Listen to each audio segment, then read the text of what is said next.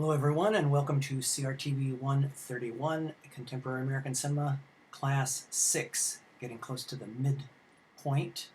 And we are in the 1970s, edging into the 1980s a little bit. And at this point, you should have already taken Test 1. Okay, so you should have taken Test 1 before this class. This class and its accompanying PowerPoint slide lecture will be on Test 2. So if you're speeding along, then you should go back and take test number 1. Otherwise, you are ready to progress. And we're going to start off with Blaxploitation. And up to this point, we've been watching lots and lots of films with All the President's Men and Network and One Flew Over the Cuckoo's Nest and Jaws. Okay, lots of movies, and you might rightfully be asking yourself, where are all the black people and people of minority? Where are the brown people? Where are the yellow people? Where is everybody else? And that's the way Hollywood was at then. They weren't sure that they could make money. It is a business.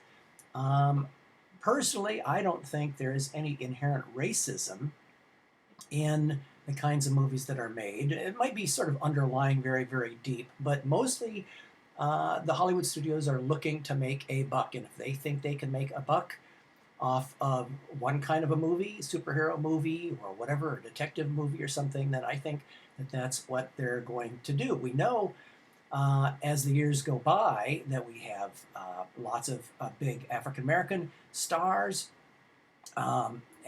Eddie Murphy and people like that, Denzel Washington and so on. They finally have discovered that they can make money.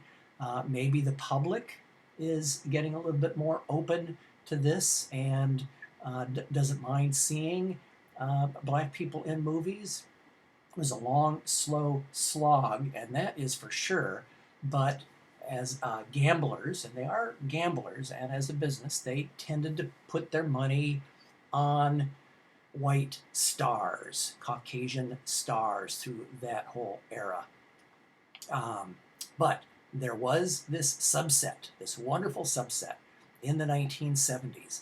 And African-American filmmakers decided if they can't star in some of these other movies, then they would go off and make their own, right? We'll make a whole different thing. They will be directed and written by and starring and all of that by black people and tell stories about the black experience. And as it turned out, there was a huge audience for these movies, very big audience, and it kind of surprised everybody. I think it surprised them, as a matter of fact. Maybe they thought, yeah, we'll go to see the movies as long as there are people that look like us starring in the movies. But these movies coming out in the early 70s surprise really Hollywood, mainstream Hollywood, and that's for sure.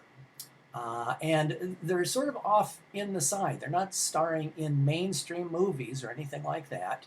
But this subset, this blaxploitation, as it was called, black plus exploitation, and I'm not really sure they're exploiting, really. They're making movies that people want to see themselves on the screen. And if we go back to Easy Rider, part of that whole thing was that a lot of young people going to the movies suddenly saw people on screen that looked like themselves. Long hair and pot smoking and rock music and all of that. So I think Hollywood, sometimes they're a little bit behind the curve in a lot of this. They have to wait until it's more of a sure thing rather than going much out on a limb. I think television does a little bit better with that sort of thing. There were a few television shows and television stars in the 60s. So anyway, we have this trend here for a little while, and that's why they're off making blaxploitation movies, and black directors and actors and actresses are going to get mainstreamed really after this, and there won't be sort of this little subset of movies. But these are fun movies. They really are. The fashions and the music and the dialogue, they're just really a ton of fun. And I have linked to a wonderful documentary called Badass Cinema. And yeah, great title, you gotta love that. And the whole thing's there. It's a documentary. It's right there on YouTube. You can watch the whole thing. I usually show about the first 25, actually about 28 minutes or so of the documentary. So that's the part you should be watching. But you're free to watch the whole thing, that's for sure. It's about an hour and 15 or 20 minutes long. And it is a lot of fun. And they have interviews with all sorts of wonderful people, stars and directors and musicians and so on. So they are a little bit like other movies of the 1970s with anti-heroes, right? We have these mafia people and Clockwork Orange and lots of Taxi Driver. They're pretty much anti-heroes and true to form. The Blaxploitation movies are just like that, right? And these are transgressive, and a segment of the black audience wasn't really particularly happy that they were constantly playing drug dealers and pimps and prostitutes and things like that. On one hand, you've got to be happy that you're at least starring in a movie. I mean, blacks and black audiences, you don't want to just keep seeing maids and butlers and stuff like that the whole time. And it would be nice to see somebody starring in the movie. Okay, so that's the plus side.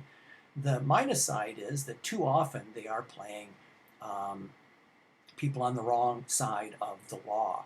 Now, a lot of these guys in the movies, and they're mostly guys, and we'll talk about the female star in just a little bit. But a lot of them are returning from Vietnam War vets, and that's interesting too because in white cinema, we have Travis Bickle from Taxi Driver, and we have Rambo and things like that. So also true to form, they are, they're back from overseas, and not a popular war. And one of the characters says it's the only game left the man has left us to play. Right? We can't get into mainstream society. We can't get regular jobs. Nobody will hire us. So this is the only way to make money, right? And there's a certain amount of truth to that too, right? There's a certain amount of truth that if you're shut out of all of the legitimate and mainstream ways, then this is the way, right? If you want to make money, you want to make a bundle, then this is about the only way to do it. Otherwise, you're in a rather subservient role. And so we've got these first two films here. Sweet Sweetback's Badass Song is the name of the first film, thus the title of the documentary, Badass Cinema. And it's almost an experimental film. It's really crazy, lots of weird edits and things like that. But the audience was just shocked to see that at the end of the movie he gets away. They just weren't used to seeing black characters on the wrong side of the law getting away, and he does. And those first audiences, that would be cheering and all sorts of amazing feedback. They were just really shocked, and it made money. Now, it was kind of an underground movie. It played in some inner cities and things, and midnight showings and whatnot, but it did give other filmmakers the idea, listen, if that crazy movie can make some money, then maybe we put a little bit more money into the movie and maybe get a little bit higher budget and slightly better actors and all of that, and maybe we can do the same thing, right? Apparently there's this audience, right? Urban is a sort of code word for black, by the way. Anytime they say urban music or urban this, because so many African Americans are concentrated in America's cities, Cleveland, Detroit, Baltimore, etc. Urban has become this sort of code word. So anyway, we have these urban movies here with sometimes detectives. Shaft is a detective. That's cool, right? He's kind of on the one side. But Superfly, he's a drug dealer and a pimp and so on. The other thing about these movies is they have amazing soundtracks. Oh my God, the music is so great. And the soundtrack, especially from Superfly, is really, it's amazing. It's by Curtis Mayfield, and it refutes the movie. It's so weird to hear this music with Freddy's Dead and Pusher Man and Little Child Running Wild. And the movie's kind of going in one direction. They make this point quite clearly in the documentary. The movie's going in one direction, and Curtis Mayfield, he's going another. And they actually got him to play kind of himself in the movie. He's seen in a nightclub performing Pusher Man, while Priest, Superfly there, the kind of the protagonist, goes in, and we see 20 seconds or so of Curtis Mayfield performing, and then the plot sort of goes off from there. But it is an odd choice, I guess. I guess the filmmakers, I don't know what kind of message they were trying to send, because again, the movie is going in one direction. He's doesn't treat women very well, that's for sure. And he doesn't even treat the people that are working for him particularly well. But he's very smooth and debonair and great looking, and he dresses great and all of that. And there is this wonderful soundtrack. And so if you like old school, what they used to call soul music, or rhythm and blues, right? Some of the old terms they would have used back in 1971. Definitely check out Superfly by Curtis Mayfield. This is wonderful. But we do have a female Blaxploitation star, and that's Pam Grier, and Foxy Brown, and Coffee, and some movies like that. Look at that beautiful afro. And she wasn't exactly a superhero, but I think a lot of men, African American men, white men, she was like this dominating. She was big and strong and all of that, and gorgeous. And I think she was kind of a scary figure for a lot of men, especially the men in those movies. And she's still with us making movies. She was in Quentin Tarantino film, and great actress and a lot of fun. And I think she was kind of in on the humor that some of these movies had. Some of it's unintended. Anyway, the great Pam Grier. Okay, so now we're going to change gears here and go off to England, I guess. Terry Gilliam, he's actually American, but he was part of the Monty Python comedy troupe, and they had a television show, Monty Python's Flying Circus. There's no Monty Python, it's just some silly joke thing. So there's no Monty Python, just like there's no Jethro Tull or whatever. And they were, kind of a small hit on the television, but the television show got exported to America, appearing on public TV stations and things like that in the 1970s, and it became a big hit. And so they started going a little bit bigger, and a number of the actors started appearing on Saturday Night Live, things like that. And young American kids, college students in particular, like you people, I was going to say like you guys and gals, I guess would be the proper term there. They became very, very popular, the young set, and so then they could find that they could get enough money for some feature films. So they sort of reformed a couple of years after the TV show was over, and made this wonderful King Arthur parody, Monty Python and the Holy Grail. It is still pretty low budget. I think they only had one castle in the whole movie that they kept shooting from different angles and so on.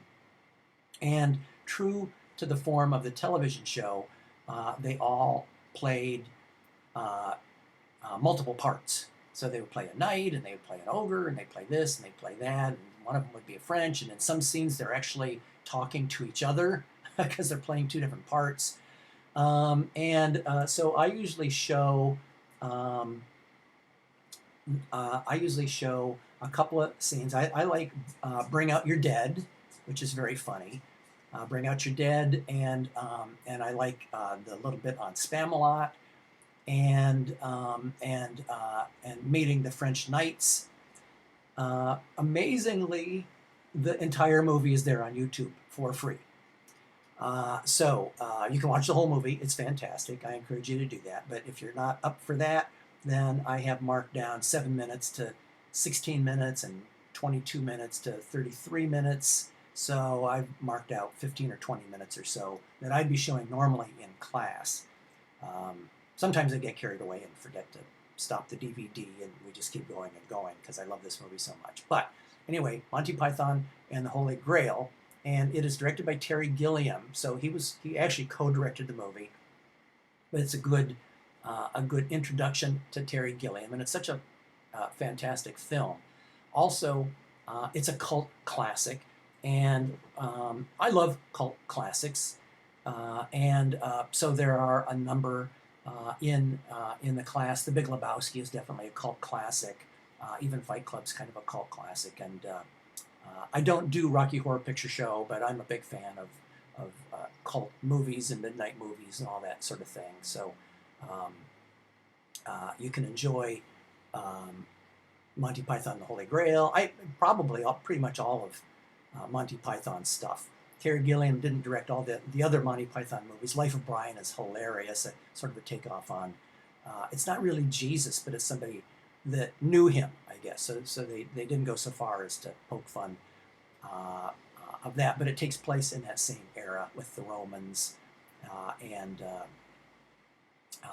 Israel and all of that. Life of Brian, and then they have The Meaning of Life. So those are fun movies. And you can also find the Monty Python TV show on Netflix. So if you want to catch up on some of that, I'm pretty sure the entire 4 or 5 season run is on Netflix. But for Terry Gilliam, he began in animation, and he does the animations. He does these sort of cutout animation things. If you had the DVD, you'd see his stuff in the sort of the title ones and the menu. That's what I'm trying to think of. The menu. He does all the stuff in the menu. But he went off to direct some amazing movies. They're really a lot of fun, and I have linked to a number of trailers, so you can see the trailer for Time Bandits and Brazil and 12 Monkeys, and they are really a lot of fun. I guess they don't have 12 Monkeys up there, but it's one of his films as well. I've got Fear and Loathing in Las Vegas. I think I swapped that out for 12 Monkeys. Anyway, they're all good movies. Terry Gilliam, and check him out because he's so much fun. I think you'll really enjoy his stuff. Next up, we have, this is a little bit of a grab bag here today. It's kind of hard to have a through line going from Blaxploitation to Monty Python, but a little bit of a through line here from the 70s and 80s. And the other thing I know I've mentioned in this class, like probably a couple of times, and I'll probably mention it a couple more times, is that some of these directors, like Terry Gilliam and like Brian De Palma and like Woody Allen, have very long careers. They're all still working today. They're like in their 80s, and they're all still making movies. They began in the 70s and 80s and so on. So where I dropped them into this class, I'm not sure exactly why I dropped them in here. Maybe because it seemed like there was a good spot when they were sort of peaking, I guess. But Brian De Palma is less and less. I haven't seen a movie from him in a year or two. I'm not sure. Maybe he's done. I don't know. But he began in the 70s. He was a contemporary of Martin Scorsese, right? They were both film school guys, and he is of that film school. I think he went to New York University, like Scorsese did, and some of his traits. He was often called Hitchcockian, right, from Alfred Hitchcock, with suspense, not horror. Psycho was kind of rare for Hitchcock. Psycho and Birds, mostly Hitchcock was more about suspense and what's behind the door and when's the bomb going to go off and who's the secret spy, stuff like that, suspenseful stuff. And so Brian De Palma, same thing, right, of that very Hitchcock way, only now it's the 80s and 90s, and you can make R-rated movies and show more skin and more of the language and that sort of thing. And I picked a movie that isn't one of his best known movies, but it has so many of his traits in it that I thought it would be a good introduction. There's a heist at the beginning of Femme Fatale. They're going to rob it's actually during a film festival, and it's in a big hotel, and it's a wonderful set piece, as they call a set piece. And we see the members of the gang all together and getting ready. They all have their roles to play, and it really gives you a feeling of Mission Impossible. And matter of fact, they got him to direct the very first Mission Impossible movie. He was good at that sort of thing, that sort of set piece, as it's called. Tracking shots, split screens too. There's some nice split screens in Femme Fatale, really nice. There aren't too many people kind of are away from split screens. They were kind of a thing there in the late 60s. Brian De Palma still likes them. He still likes them. He uses them right. He uses them very creatively in there. Nice split screens in this film if you choose to watch it. And voyeurism, sort of spying on people and all of that. Some of it are like through security cameras and so on. And that's definitely Hitchcock. Hitchcock with Rear Window and Psycho in particular, very much with the voyeurism. And so the entire set piece, the scene, the robbery, is there linked for you, so you can watch all of that right after this, or you can stop me talking right now and go watch it and then come back, which would probably be the way I would be doing it in class.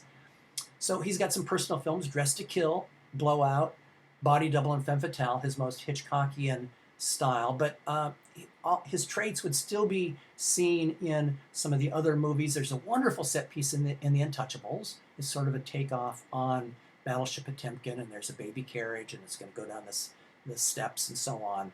That's with Kevin Costner and Sean Connery. Wonderful movie, The Untouchables. Scarface. Okay, you probably know Scarface. Maybe you didn't know that Brian De Palma directed it, right? That's the Al Pacino one. Say Hello to My Little Friend, all of that. So he did that one too. And the very first Tom Cruise Mission Impossible. And a bunch more, a whole bunch of movies. But those I think are his best ones. And with some of these directors like Steven Spielberg, I will mention, I don't even think Spielberg came up with the phrase. I think lots of creative, especially filmmakers, one for them and one for me. I'm going to do a small, little, weird, independent, personal movie, and then I'll do a big, giant Jurassic Park movie. And then I'll do something for me and something for them, the studio, right? Or for your career, for a paycheck. And so a lot of directors do that sort of thing. And personally, I think that's fine. I think that's great. Some, like the Coen brothers, they just only make movies for me, for them. And Clint Eastwood and people like that. But for some big filmmakers, if you accidentally make a giant hit, like Close Encounters or E.T. or something like that, then there's a lot of pressure on you to, do more of that kind of stuff. So Spielberg has been pretty good about, sort of going back and forth the movies that he wins his Oscars for, and things like Amistad or Saving Private Ryan, movies like that, Schindler's List, right? Those small personal films, and then the big movies, the franchise movies, the Jurassic Parks and stuff like that. So not on quite a Spielberg scale, but Brian De Palma doing the personal films and the studio films, and enjoy the set piece for Femme Fatale. Okay, these are all auteurs: Terry Gilliam, Brian De Palma, pretty much most of the directors we talk about are auteurs. Every once in a while, I will talk about sort of a trend, which we kind of did with Blaxploitation. I didn't really mention the directors of those movies. They're not all that well known. So I talked about with Blaxploitation more of the trend, and we'll talk about other franchise movies, um, possibly James Bond movies, things like that. Avengers movies, Marvel movies, right? We don't talk about the directors with those. We talk about the franchise.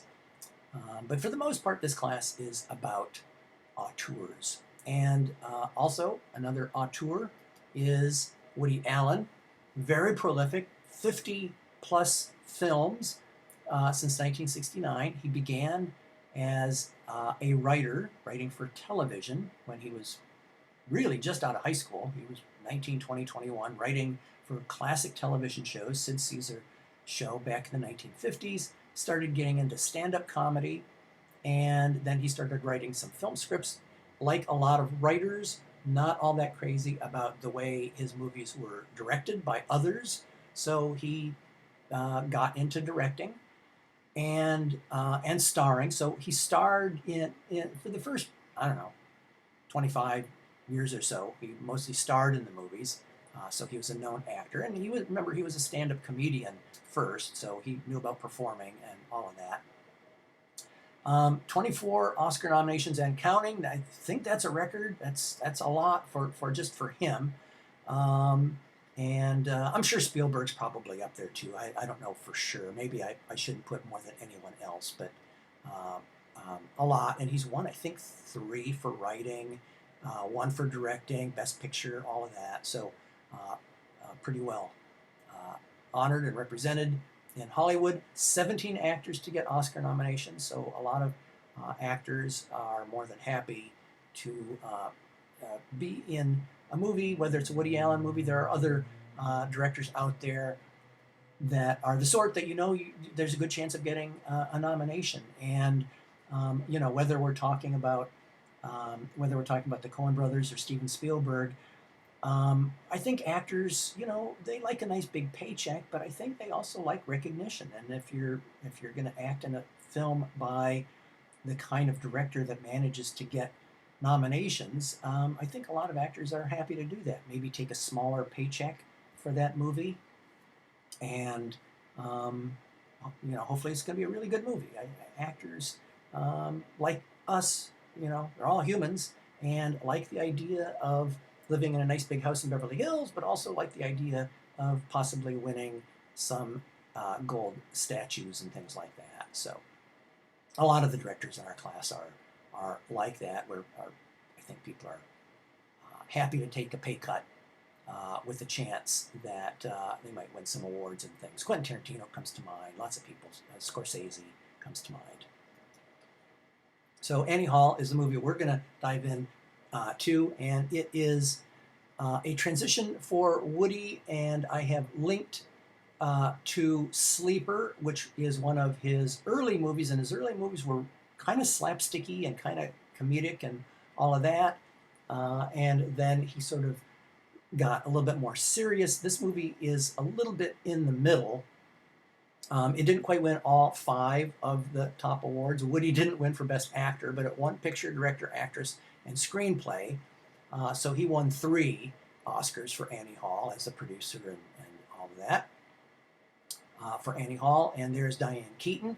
And her fashion sense was a bit of a trend back then, sort of man-like, with slacks and the vest and the tie and everything. She has a very interesting sense of style of her own. I think she talked to the costume people and said, how about this? And they said, oh, okay, that's interesting, and why not? It's kind of a quirky movie and all of that. So they let her do that.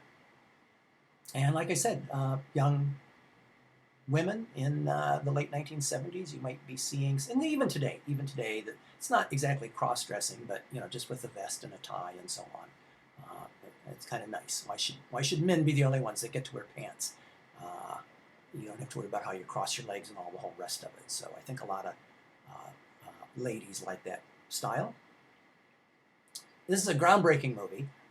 It's almost an experimental movie. They break the fourth wall, where Woody's character will talk to the camera. Now, normally, breaking the fourth wall, it began in theater where you would talk to the audience. You're supposed to pretend that, you know, the wall behind you, right, usually is part of the set, and the left wall and the right wall usually are sets, and that fourth wall, which is where the camera and the director and the lights and the microphones are, that's supposed to be the fourth wall. You're supposed to pretend there's a fourth wall right there, and that you're in that world. You're inhabiting that world. But when you break through that fourth wall and you talk to the audience sitting out there in the dark, or if you talk to the camera, which appears to be talking to the audience, that is breaking the fourth wall. There are lots of movies that break the fourth wall, and television shows too. I think Malcolm in the Middle did it, and Scrubs has done it, and lots of movies have done that sort of thing, breaking the fourth wall. Generally, they're comedies. There are a few I can think of. Deadpool, which is sort of played light. It's not really a comedy, but it's sort of played light, and he talks to the audience and so on. And there's but it's rare for dramas. There may be a couple. Comedies, sure, because you kind of are expecting that sort of thing. We certainly don't want to see Michael Corleone turn to the camera and say, "Don't worry about it. It's not a real horse's head," or something like that. We don't want that. That would break the mood, right? We want to get lost in the movie and forget that we're watching a movie, and forget time and all the whole rest of it, where we are, right? That's the thing about watching movies in a darkened theater with a big giant screen. Is we lose ourselves, right? Lose ourselves in the movie. And if people are breaking the fourth wall and doing things like that, it's sort of reminding you, hey, don't worry, it's only a movie. Anyway, this movie is non-linear. It jumps around in their relationship. We go toward the end of the relationship and back to the beginning of the relationship. We jump around a little bit.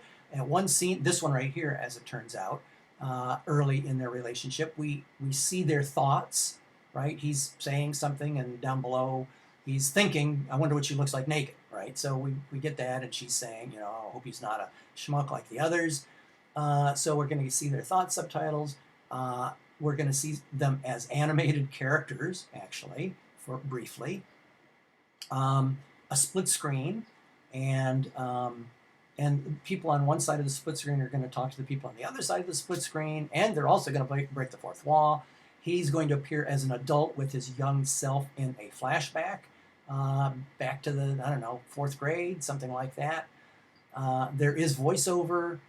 The actors are going to leave their bodies and appear as ghosts. It's full of everything. It's just got a lot of stuff going on. 1977, it was really a good time in Hollywood. People were sort of open to that experimental sort of stuff. Okay, sort of open to that experimental stuff. And he was throwing it all there. He was putting it all out there and all at the screen. So a few of his other films, and again, he's very prolific, just about a film a year or so, 53, 54, 55 movies in these 50-some years.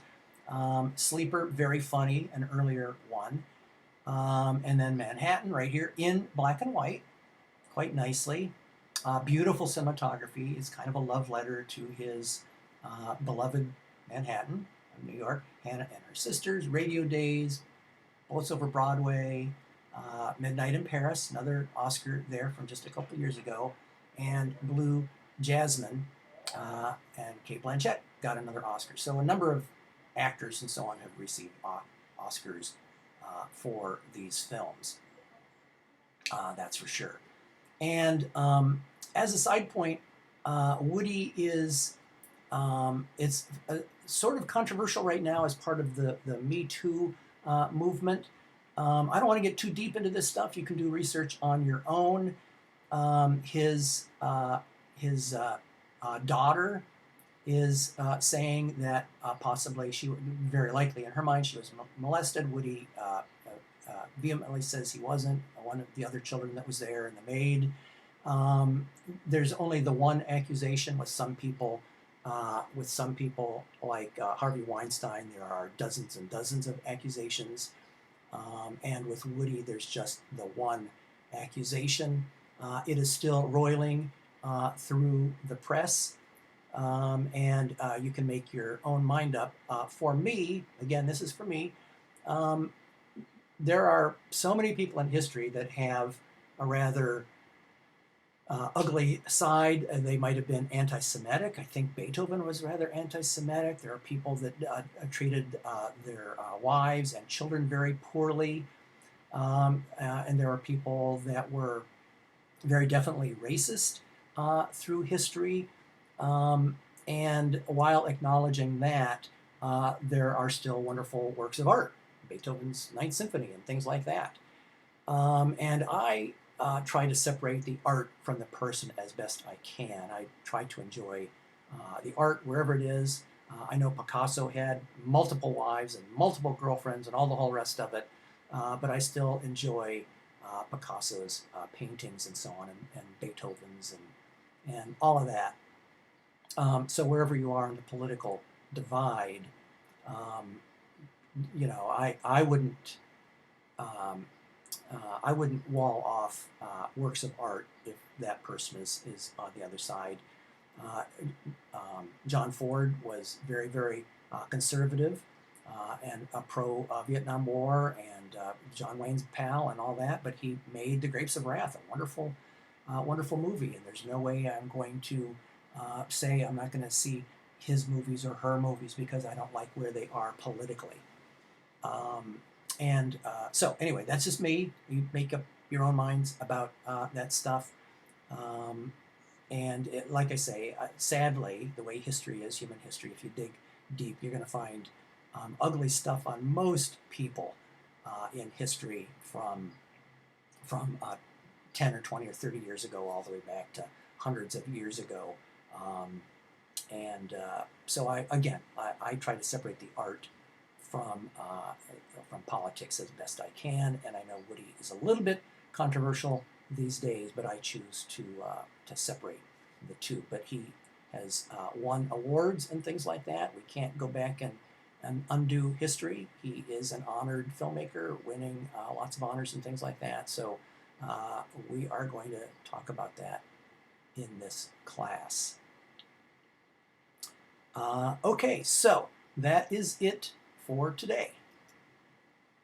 And I am signing off. Thank you so much for joining me for Contemporary American Cinema Class 6. And don't forget to go through all the rest of the links and so on. You can watch as much of Blaxploitation as you want, and as much of Monty Python and the Holy Grail as you want. And then there's some other stuff, trailers and things like that I think you might enjoy. So thanks again, and until Class 7, Professor Dave Eccles signing off.